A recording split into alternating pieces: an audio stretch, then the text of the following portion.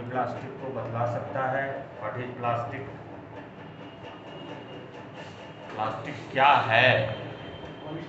Plastic कचरे से हैं? प्लास्टिक पॉलीथीन से बना है। पॉलीमर है। बिल्कुल सही है। प्लास्टिक इज नथिंग, विज्ञान में कहते हैं plastic is nothing but A polymer. यह एक बहुलक है। बहुलक है। बहुलक होते हैं छोटे छोटे कई अणुओं से बने होते हैं। पॉलीमर कई सारे आइसोमर से बने होते हैं। यह क्या है? पॉलीमर। पॉलीमर में आइसोमर्स क्या होंगे? Many isomers. पॉली मतलब मेनी और मर मतलब आइसोमर। हाँ, मेनी प्लस मेनी आइसोमर्स मिलकर के क्या बनते हैं? पॉलीमर। यानी यह एक आइसोमर निम्न अनुभार का होगा, निम्न अनुभार का होगा, और पॉलीमर उच्च अनुभार का होगा। स्वाभाविकता कई सारे 10, 20, 25, 50, 100, 200, 1000, 2000 मिल जाएंगे तो उसका अनुभार क्या हो जाएगा? अनुभार बढ़ जाएगा। यह प्रायः संश्लिष्ट होते हैं। संश्लिष्ट सिंथेसाइज्ड होते हैं। प्लास्टिक न केवल बहुमल है, कैसे बहुलक है, ये सिंथेसाइज्ड बहुलक में संश्लिष्ट है। संश्लिष्ट बहुलक सिंथेसाइज्ड है। सिंथेसिस का मतलब होता है जिसका निर्माण किया जाता है, बनाया जाता है। प्लास्टिक उच्च अनुभार वाले संश्लिष्ट है। अब अनुभार किसके? तो वह जो संश्लिष्ट बहुलक है, यह बहुलक है कार्बनिक यौगिक। कार्बनिक यौगिक के, कार्बनिक यौगिक के यह बहुलक है। यानी छोटे छोटे कार्बनिक कंपाउंड, कम अनुभार वाले कार्बनिक कंपाउंड इकाई के रूप में एक जगह एक साथ जुड़ करके चेन बना करके वह क्या बना देगा? उसका बहुलक बना देगा। यह तो इसका थ्योरेटिकल कुछ पक्ष है। यह उसका उत्पादन होता कैसे है? जैसे एग्जांपल के रूप में प्लास्टिक के एग्जांपल, कुछ example you have to give some examples. अभी कह रहे हैं पॉलीथीन। पॉलीथीन सिंपल वर्ड में हम पॉलीआइलीन को ही पॉलीथीन बोल देते हैं। Polystyrene, polystyrene, polyvinyl chloride, polyvinyl chloride,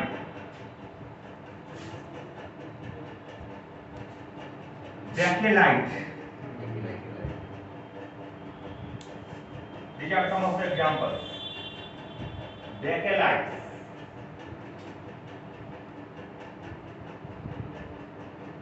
these are the examples of plastic. यह प्लास्टिक में एक्चुअली तो यह तो है कैसे? बहुलक है, मिनी आइसोमर्स मिलकर के बने हैं। लेकिन यह जो कंपाउंड बनता है, पॉलीमर बनता है, उसमें अपने कार्य के जरूरत के हिसाब से कई अन्य यौगिक मिला देते हैं उसके उस कार्य के अनुरूप ढालने के। जैसे उसमें लचीलापन लाना है, जैसे पॉलीथीन है उसमें लचीलापन लाना है, तो लचीलापन लाने के लिए उसमें फथैलेट्स मिला दिए जाते हैं। फथैलेट्स मिला दिए जाते हैं, बाइफेनॉल मिला दिए जाते हैं, बाइफेनॉल मिला दिए जाते हैं। ये सब कंपाउंड्स हैं जो इसमें मिला करके इसकी कार्यदक्षता, किसकी? इसकी कार्यदक्षता बढ़ाई जाती है। कार्य कुशलता यानी विभिन्न कार्यों के अनुसार इसको ढाला जाता है। इसके कारण इसमें प्रायः लचीलापन आ जाता है। अब हर एक जगह लचीलापन, जहां लचीलापन लाना होगा वहीं फथैलेट्स और आइसोमर मिलाएंगे, नहीं लाने की जरूरत है तो नहीं मिलाएंगे। किस अंश तक लाना है उस अंश तक मिलाएंगे, कितना मिलाना है यह भी डिपेंड करेगा जो कितना हम फैथालेट्स मिलाएंगे।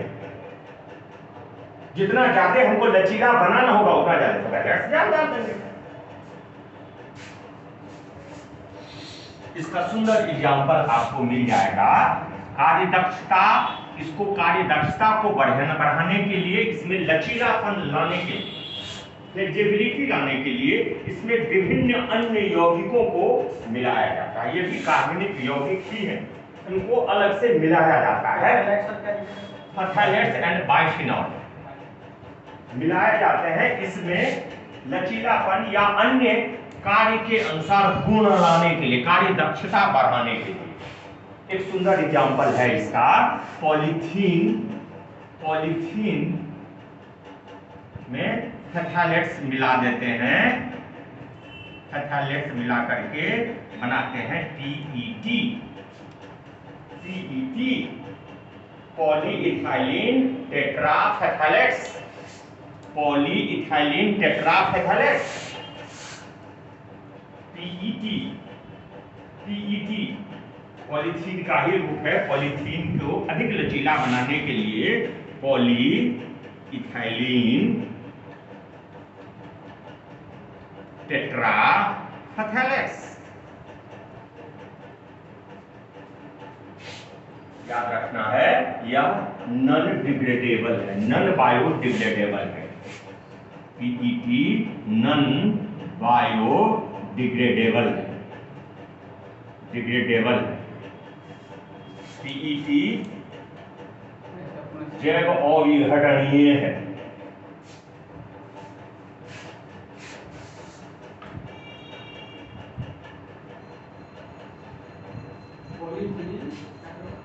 Poly P for poly, E for ethylene, T for tetrafैथालेट्स। टेट्राफैथालेट्स लिखे थे, उसका ही 4 अणु जब मिल जाते हैं तो टेट्राफैथालेट्स बन जाता है। यानी 4 अणु फैथालेट्स के मिल करके टेट्राफैथालेट्स बन जाते हैं। इसके अधिक मात्रा में फैथालेट्स मिल गया, इसका मतलब लचीलापन अधिक हो गया। याद रखिएगा यह जो यौगिक है यह मिलाते थे हम लचीलापन के लिए, और यह हानिकारक भी हो जाते हैं। जब यह बेकार बनता है, व्यस्त बनता है, तब यही जो हम बाइफेनॉल और फैथालेट्स मिलाते हैं वह हानिकारक भी हो जाते हैं। वह विभिन्न प्रकार के रोग उत्पन्न करने वाले भी ये बाइफेनॉल और फैथालेट्स होते हैं। हम मिलाते हैं तो अपनी उसकी कार्य दक्षता बढ़ाने के लिए, लेकिन वह याद रखिएगा प्लास्टिक मुख्य रूप से 2 तरह के होते हैं। इसके समझने के लिए कौन साइक्लेबल है, कौन साइक्लेबल नहीं है, किसका पुनर्चक्रण हम कर सकते हैं और किसका पुनर्चक्रण नहीं कर सकते हैं, इसके आधार प्लास्टिक 2 तरह के। कौन प्लास्टिक 2 तरह के मुख्य रूप से होते हैं। उसकी विशेषताओं के आधार पर, अकॉर्डिंग टू स्पेशलिटीज, विशेषताएं के आधार पर 2 प्रकार के होते हैं। नाम आप लोगों ने सब सुना होगा और ये सब पीटी का विषय है। ये वो होता है थर्मोस्टेट। हाँ बिल्कुल। और ये होता है क्या बोलते हैं उसको? थर्मोसेटिक है ना। Thermoplastic and thermosetting. Thermoplastic, thermostat is a different term. कहां यूज करते हैं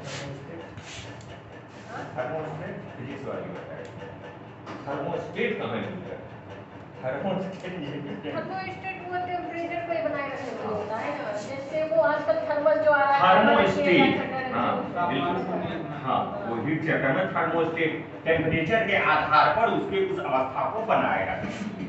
थर्मोप्लास्टिक उसी आधार पर थर्मोप्लास्टिक कहते हैं।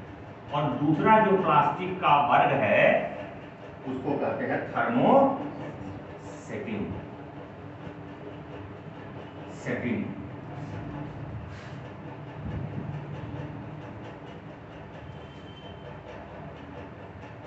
थर्मोप्लास्टिक ऐसे प्लास्टिक होते हैं जिसमें टेम्परेचर से उसका रूप थोड़ा बदलता है। और थर्मोसेटिंग होते हैं जिसका रूप नहीं हो, जो एक बार बन गया जिस खांचे में आपने डाल दिया वही खांचा रहेगा, उससे न दायां होगा न बायां होगा। एक बार जो सेट हो गया, जिस खांचे में ढल गया वही खांचे वह परमानेंट हो जाएगा। थर्मोप्लास्टिक है जो टेम्परेचर के द्वारा थोड़ा मोड़ा वह उसके रूप आकार बदल सकते हैं। जैसे एग्जाम्पल के रूप में थर्मोप्लास्टिक का example polythene, polythene, polythene, polystyrene है, स्टाइरीन, पॉलिस्टर है, पॉलिस्टर किसी को बोलते हैं, पॉलिस्टर, पॉलिस्टर है, पॉलिस्टर, पॉलिस्टर है। इसका उपयोग मुख्य रूप से किसके बनाने में, यह जो सिंगल यूज प्लास्टिक है वह मोस्टली सिंगल यूज प्लास्टिक जो आप पढ़ रहे हैं, यूज प्लास्टिक, यह मोस्टली थर्मोप्लास्टिक, यह थर्मोप्लास्टिक है, मोस्टली यह थर्मोप्लास्टिक है। पीवीसी, इसी में आएगा पीवीसी, पीवीसी भी पॉलीविनाइल क्लोराइड, क्लोरोनेटेड पॉलीविनाइल क्लोराइड, बताए थे कभी नाम लिए थे, कभी नाम लिए थे, कब लिए, जब उपचार कर रहे थे ना सर। आप नहीं थे उस क्लास में जिसमें नाम लिए थे, आप नहीं थे, भले कॉपी में पढ़ लिए होंगे, हाँ उसमें लिखा मिलेगा, उस क्लास में थी नहीं। क्लोरीनेटेड ट्रीटमेंट जब कर रहे थे, हाँ ट्रीटमेंट जब कर रहे थे तो जब हम बता रहे थे किस किस का उपचार किस विधि से करेंगे, पहले ऑर्गेनिक था, दूसरा था हाँ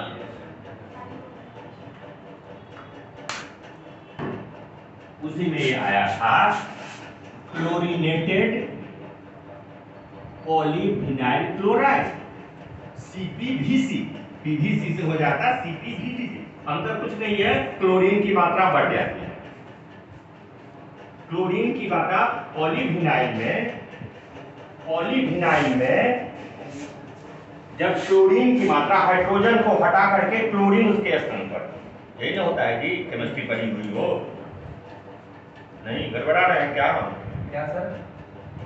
सर बोला हाइड्रोजन को हाइड्रोजन के बदले में जब क्लोरीन लगा देते हैं तो that becomes polyvinyl, chlorinated polyvinyl, chlorinated polyvinyl जो उसमें ज्यादा नहीं, दो हमको जहां तक याद है पॉलीविनाइल में, मतलब विनाइल में दो हाइड्रोजन के साइड, दो हाइड्रोजन के अणु होते हैं विनाइल में। अब विनाइल क्लोराइड है तो एक ऑलरेडी होंगे, लेकिन पॉलीविनाइल है अधिक हाइड्रोजन को हटा करके उसमें क्लोरीन क्योंकि क्योंकि सब साइंस से कहा है, यही नहीं बोलता है क्यों, हाइड्रोजन और क्लोरीन में समानता है, हाइड्रोजन और क्लोरीन समानता है, एक H+ है, एक Cl- है, तो मतलब मान लीजिए अटैक करेगा, जैसे मान लीजिए बोन ब्रेक होगा ना सर, तो एक प्लस का पॉजिटिव माइनस क्या है नाम जी आपका, चलो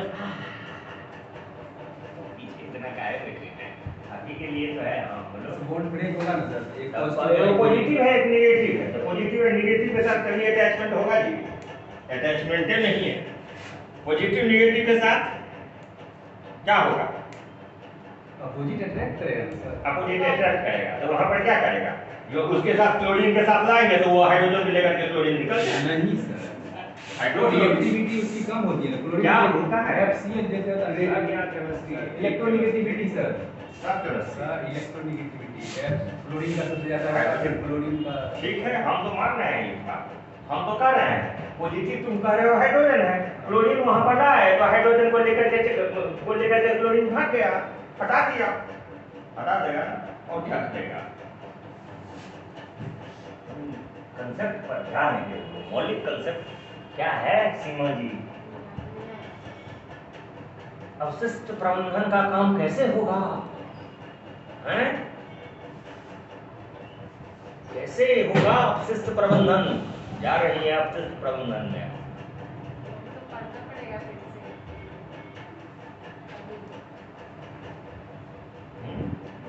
से। कैसे होगा संवेदनशीलता कीजिए, अभी अवशेष प्रबंधन में है, अभी भैया क्या केमिस्ट्री है तो अवशेष प्रबंधन में है ना, बहुत काफी नहीं है तो केमिस्ट्री में हुआ है संपर ये परवे नहीं के तो ग्रेजुएशन नहीं इस बार क्या है पाठ है पाठ छठे का जाके करके आ जाता है सब पढ़ते हैं नाम बोलने का काम बोल कुछ और है आप बोल कुछ और समझ कुछ और तुम समझ गया ना जो पूछ रहे हैं हाँ बताओ तुमको छोड़ना एकदम सब केमिस्ट्री चार कुछ के बराबर है मैं थोड़ा सा हाथ मत उठा दीजिए जहाँ लोग मैथ का हम खुद पढ़ते हैं तो याद नहीं रहता है, आपको कैसे याद रहता है? concept that is concept I have कुछ clarified दिन my पहले भी concept कुछ जैसे पढ़ लिए तो बहुत जल्दी भूल जाते हैं, लेकिन आपको नहीं हम बेसिक कंसेप्ट आपका क्लियर रहेगा ना तो आप नहीं फंसेगा एकदम गारंटी है नहीं फंसेगा हमने जिस समय बेसिक किया है बेसिक हमने अच्छे से कर लिया बेसिक अच्छा हो जाने के बाद उसका एडवांसमेंट है और क्या होता है हायर क्लास में क्या पढ़ती हैं आप इवन इंटर में क्या पढ़ती हैं जो मैट्रिक में पढ़ी रहती हैं उस थोड़ा सा एडिशन उसी का विस्तार होता है उसी का विस्तार है ना ग्रेजुएशन में उसका फर्दर विस्तार है पीजी में जाकर उसका और विस्तार हो जाता है एक्स्ट्रा लगते चला जा रहा है लेकिन बेसिक वहीं पर है basic concept this is basic concept clear है आप कहीं नहीं फंसेंगे या कभी नहीं भूलेंगे आजीवन नहीं भूलेंगे गारंटी है मेरा आजीवन नहीं भूलिएगा बेसिक कंसेप्ट का क्लियर रखिए कहाँ कोई दिक्कत है 9 10 11 12 से पढ़ लिया ना कहीं नहीं दिक्कत इवन हम कहते हैं 9 10 लेकिन दिक्कत इसलिए होता है भूल जाते हैं। क्यों भूल जाते कंसेप्ट आप नहीं लिए हैं और कंसेप्ट लिए हैं तो कंसेप्ट नहीं लिए हैं मतलब रट ही नहीं जाते चीजों को समझी नहीं है अब हमने सिंपल सा बात था आपको दिमाग लगाना है यहाँ पर यह जो कह रहा है इसको काट दिए हम क्योंकि वह यह दूसरे लाइन पर भटक गया था और वो बात यहाँ नहीं है यहाँ पॉजिटिव और निगेटिविटी से बहुत लेना देना है यहाँ क्या होगा शेयरिंग होगा इलेक्ट्रॉन का अच्छा यहाँ इलेक्ट्रॉन का शेयरिंग होगा यही ना हो रहा है वहाँ पॉजिटिव निगेटिव से मतलब थोड़े है बॉन्ड जो वो बॉन्ड जहाँ पर बनेगा तो हाइड्रोजन को हटा करके शेयर कौन करेगा क्लोरीन आकर के शेयर कर लेगा तो क्लोरीन का भी ऑक्साइड पूरा हो गया और कार्बन का भी पूरा हो गया हाइड्रोजन को हटा दिया वहां पर भारी तो बात है सामने बहुत आसान था ये तो बेसिकली यही तो कहते हैं बेसिक वाली बात है पूरी बेसिक था एकदम बेसिक बात थी यहाँ पर वही पोटेशियम रिसिबल चीज है वो हाइड्रोजन को हटा करके और क्या है क्लोरीन अटैच हो गया शेयरिंग तो होना ही है हाइड्रोजन भी शेयरिंग ही किए हुए थे वो अपना डुएट पूरा किए हुए था अंदर सिर्फ यही हुआ जी अपना ऑक्टेट पूरा कर लिया हुआ तो शेयरिंग पहले भी शेयरिंग था अभी भी शेयरिंग यही हुआ था केवल इसीलिए यह कार्बन के कंपाउंड हाइड्रोजन के बाद जो सबसे क्लोजर अधिक कंपाउंड बनाते हैं क्लोरीन के साथ बनाते हैं क्यों क्योंकि यह विशेषता के कारण ब्रोमीन के आजकल ब्रोमीन के साथ भी वही स्थिति होगी तो क्लोरीन ब्रोमीन के साथ ये ज्यादा कंपाउंड बना लेते हैं इसके कारण यही लेकिन जो भी हो इसके कारण यह हो जाता है जो यह प्लास्टिक थर्मोप्लास्टिक लचीलापन होता है इसमें अपेक्षाकृत जिसके कारण टेम्परेचर के कारण यदि हम चाहें तो उसका आकार बदल देते हैं थर्मोसेटिंग वह प्लास्टिक है जो एक बार रूप हमने कहा जो पकड़ लिया वो पकड़ लिया उसमें हीट कीजिएगा तो उसे कुछ नहीं टूट जाएगा लेकिन उसका चेंज नहीं होने वाला है सिंपल एग्जांपल है जितने भी हम मटेरियल बनाते हैं पीवीसी पाइप से लेकर के पॉलीथीन जो आप यूज करते हैं थर्मोसेटिंग का इसका रिसाइकल भी नहीं हो पाएगा थर्मोसेटिंग का पतला का रिसाइक्लेबल नहीं है पतला रिसाइक्लेबल नहीं है एट सर्टेन मेजर वह रिसाइक्लेबल नहीं है जब थोड़ा सा मोटा हो जाता है तो रिसाइकलिंग की जा सकती है यहाँ पर थर्मोसेटिंग क्या होगा थर्मोसेटिंग में कहते हैं जो एक बार टेम्परेचर हो जाने के बाद बदला नहीं सिंपल एग्जांपल है bakelite is simple example melamine ये सिंपल एग्जांपल बेकेलाइट और मेलामाइन इसका सिंपल एग्जांपल बेकेलाइट का उपयोग कहाँ होता है वो उसका टेक्सचर हाँ बिल्कुल सही स्विच में और फिर उसके बाद तो बटन जो होता है नीचे उसका सस्पेंड बनाते हैं हाँ हैंडल सस्पेंड का हैंडल बनाते हैं बेकेलाइट का होता है स्विच, सस्पेन के handle, electric switch, handle off सस्पेन, सस्पेंड फिर उसको ऊपर उठकर करते रहते हैं। you can use ये utensils, various utensils, even कढ़ाई का कड़ी, कुकर का डंडा, मेलामाइन का उपयोग होता है। मेलामाइन का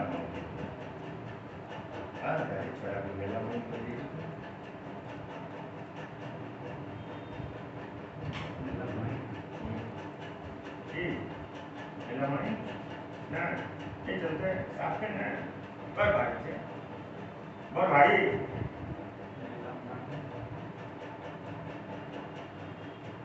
ये मेलामाइन की बाइक को भी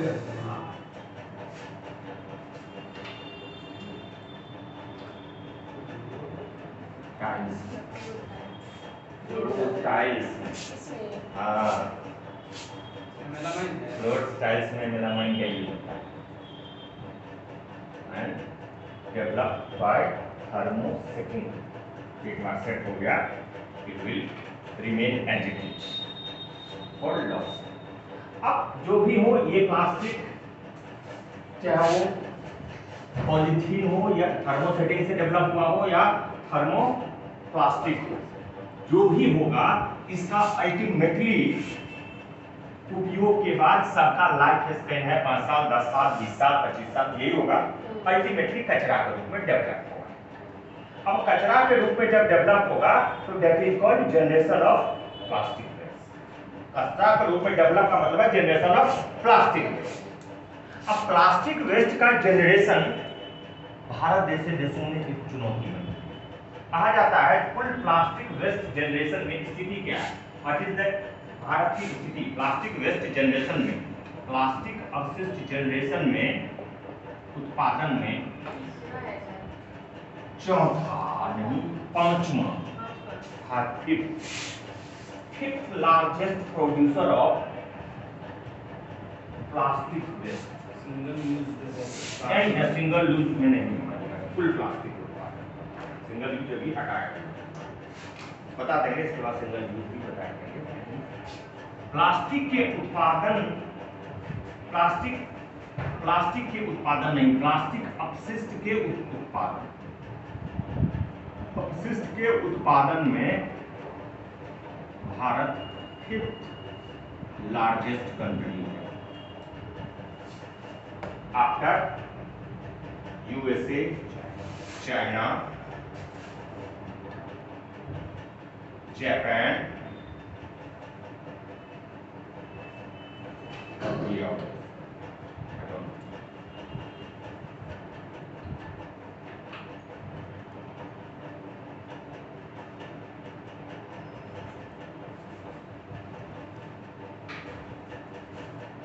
प्लास्टिक के कचरे कितने उत्पादन होते हैं उसके आंकड़ों के बारे में थोड़ा सा मिसअंडरस्टैंडिंग है। अब यदि सरकारी आंकड़ों पर हम भरोसा करें, शुद्ध सरकारी आंकड़ा जो सरकार दे रही है उस आंकड़ों पर अभी हाल ही में केंद्रीय मंत्री ने कहा है 59 लाख नहीं, केंद्रीय मंत्री ने जो कहा है उसके आंकड़ा में सोर्सेज बाय वेरिएबिलिटी हाल ही में कहा है मंत्री ने करीब 3.5 लाख टन प्लास्टिक कचरे का उत्पादन भारत में प्रतिवर्ष होगा, ये मंत्री ने कहा। लेकिन कई सोर्स इससे मैच नहीं करते। एक अनुमान है जो भारत में प्लास्टिक कचरे का उत्पादन के जो गैर सरकारी आंकड़े हैं, गैर सरकारी या तो सरकारी आंकड़े हो गए, गैर सरकारी आंकड़े क्या करते हैं आप लिख सकते हैं। गैर सरकारी आंकड़ों के अनुसार ऑफ द ये गवर्नमेंट के रिकॉर्ड से बाहर की चीजें हैं। भारत में वर्तमान में करीब 9.4 मिलियन टन, जो आंकड़ा है करीब 9.4 मिलियन टन। इसलिए हमने कहा कि थोड़ा मोड़ा आंकड़ा वेरी नहीं, वेरी ज्यादा मिलियन टन उत्पादन प्रति वर्ष होते। यदि हाल के वर्षों में देखिएगा तो क्या उत्पादन हो रहा था उसका भी हम दे सकते हैं, आप दे सकते हैं। 2001 में प्लास्टिक वेस्ट का उत्पादन करीब 3 दशमलव या गैर सरकारी आंकड़ा है 3.4 मिलियन टन था।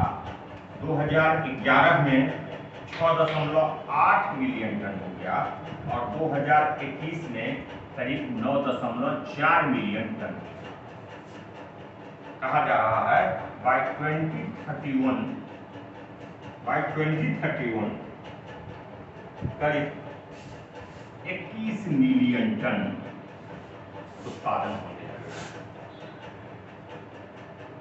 एक अनुमान है, ये सब गैर सरकारी आंकड़े कर रहे हैं।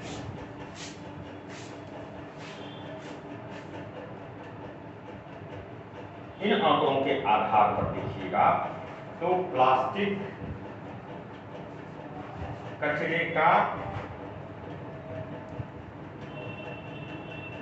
भारत में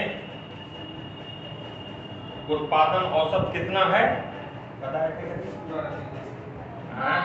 12 केजी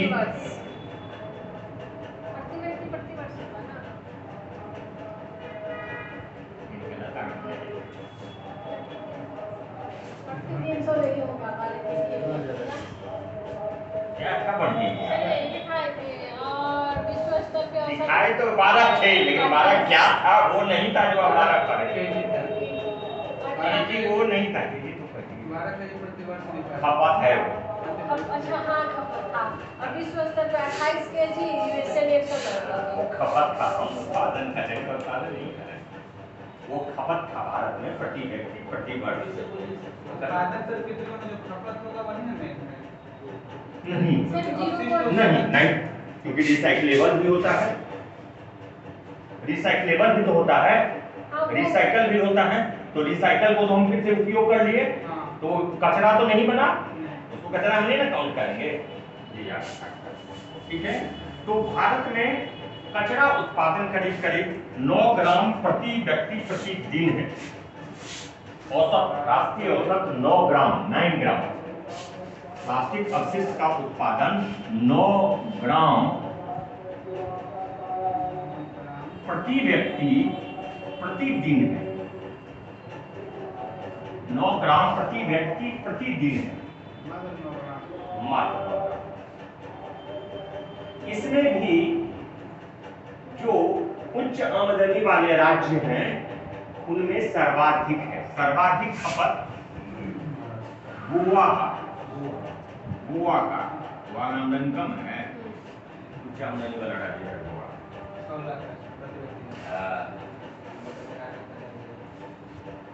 गोवा का बिहार का 50,000 है, उसका 6 लाख।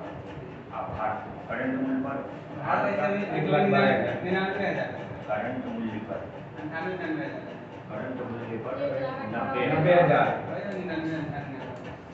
करंट मूल्य पर चालू मूल्य पर हर इकोनॉमिक्स 2 आधार पर, एक स्थिर मूल्य एक चालू मूल्य। चालू मूल्य पे ही ज्यादा होता है, चालू मूल्य पर भी ज्यादा होता है, लेकिन कभी कभी आंकड़ा फिर चालू मूल्य वाला सही रिफ्लेक्शन नहीं देता, क्योंकि चालू मूल्य का मतलब उतार चढ़ाव मार्केट में जो फ्लक्चुएशन है, इन्फ्लेशन है, सारा काउंट करेगा तब ना। तो स्थिर मूल्य को सरकार आधार अक्सर आंकड़ों के लिए बनाती है। चलिए ठीक है, 9 ग्राम प्रति व्यक्ति प्रति दिन है। इसमें गोवा का सर्वाधिक है 60 ग्राम प्रति व्यक्ति प्रति दिन पर पर्सन पर डे, जबकि दिल्ली जैसे उसके बाद दिल्ली का स्थान है। दिल्ली भी काफी प्रति व्यक्ति आमदनी में आगे है, 37 ग्राम प्रति व्यक्ति पर डे। दिल्ली जैसे राज्यों का भी उच्च है। उसके बाद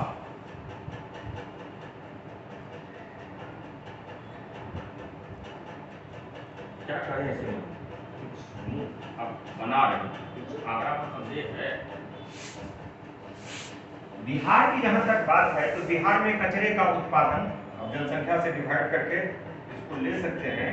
बिहार में करीब प्लास्टिक कचरे का उत्पादन 69,000 टन प्रति वर्ष उत्पादन, अपशिष्ट का उत्पादन इन बिहार। बिहार में करीब 69,000 टन प्रति वर्ष अपशिष्टों का, प्लास्टिक अपशिष्ट का उत्पादन होता है। 1000 टन। हाँ, बिहार 1000 टन, 59,000 टन।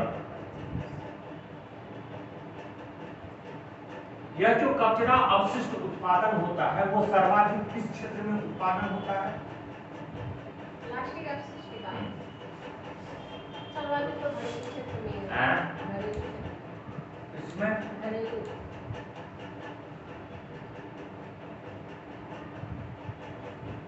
सर्वाधिक जो सेक्टर लेता है वो है पैकेजिंग, हाँ, पैकेजिंग उद्योग। सर्वाधिक उत्पादन तो वो पैकेजिंग में, खाद्य प्रसंस्करण में रहेगा। बहुत सारा पैकेजिंग, बहुत सारा कपड़ा का भी पैकेजिंग होगा, बहुत सारा सामान का, कॉस्मेटिक आइटम का पैकेजिंग होगा। दूध भी तो उसी में आएगा, खाद्य प्रसंस्करण कर रही थी।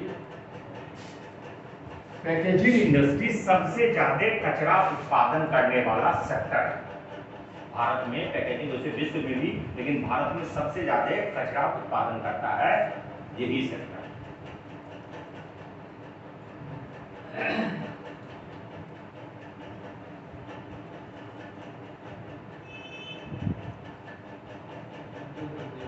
कुल कचरा के उत्पादन में हमने कहा बिहार कचरा के उत्पादन में निम्न स्थान पर है। राज्य वाइज यदि कुल कचरा के उत्पादन में देखिएगा, या तो प्रति व्यक्ति उत्पादन की बात चल रही थी, यदि कुल उत्पादन देखिएगा कचरा खुद बिहार में इतना है, लेकिन महाराष्ट्र में सर्वाधिक है। सर्वाधिक प्लास्टिक कचरे का उत्पादन प्रति वर्ष होता है। महाराष्ट्र लीडिंग स्टेट है प्लास्टिक कचरे उत्पादन का।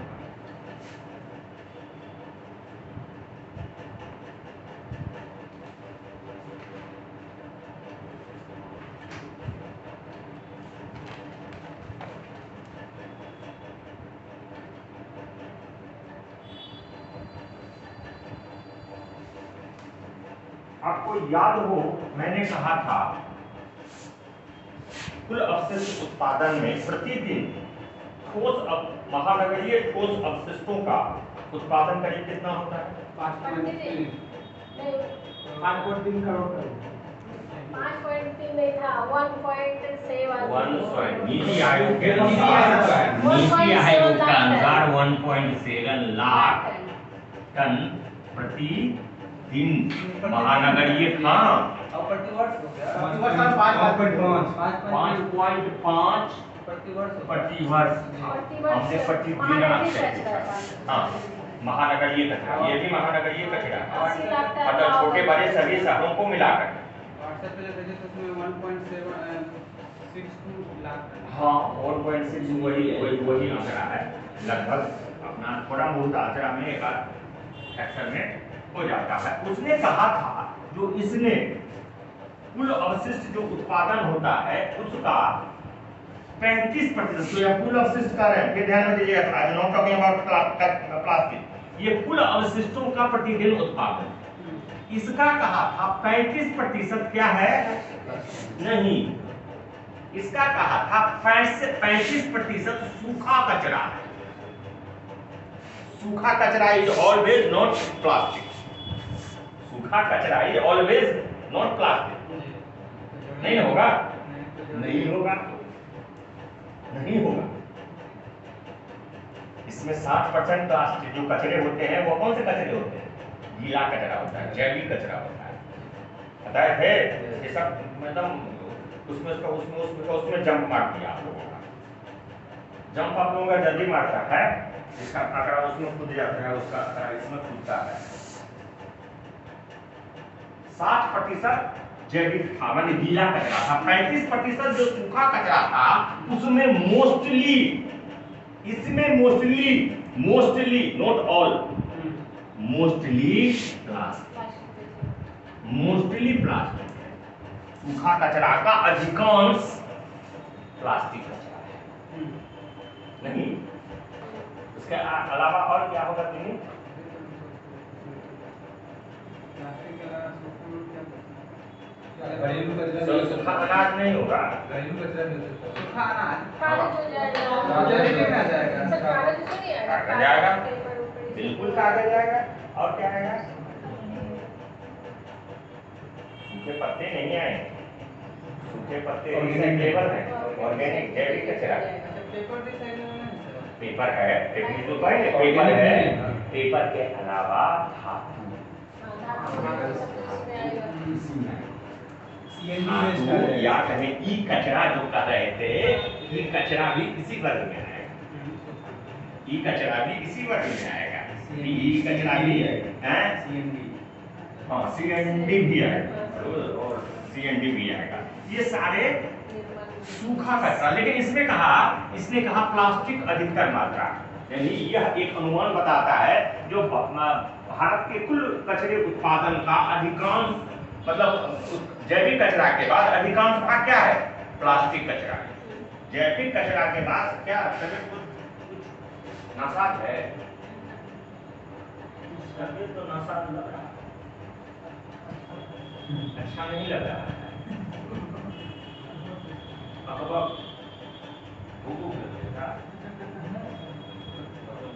हाँ बड़ी किस अंग में? मोबाइल है। हाँ ये कमेंट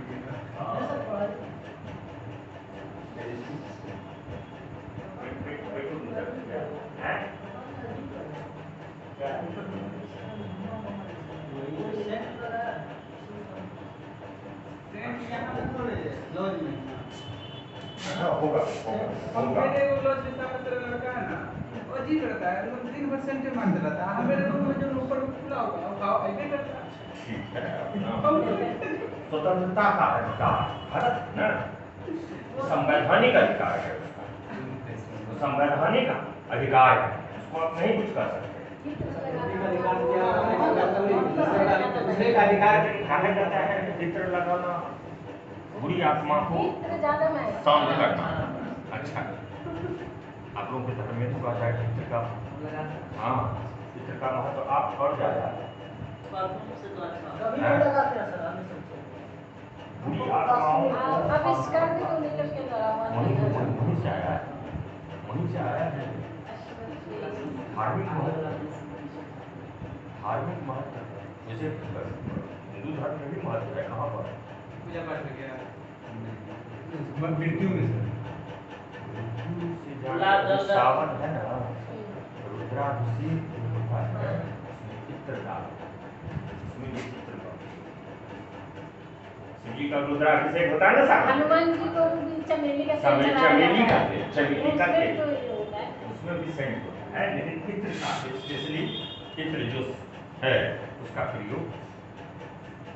चलिए ठीक है, थोड़ा सा शांत रहिएगा, नहीं तो हवा वाला स्थान पर चले जाइए, पीछे वहाँ से वेंटिलेशन होगा, ज़्यादा कंफर्ट हो सकता है। ठीक है, चलिए ठीक है, कोई ज़्यादा दिक्कत होगा तो बताइए, ज़्यादा दिक्कत होगा।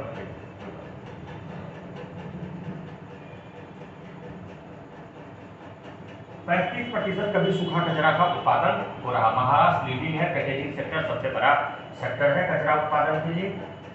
अब देखते हैं जो सिंगल यूज प्लास्टिक क्या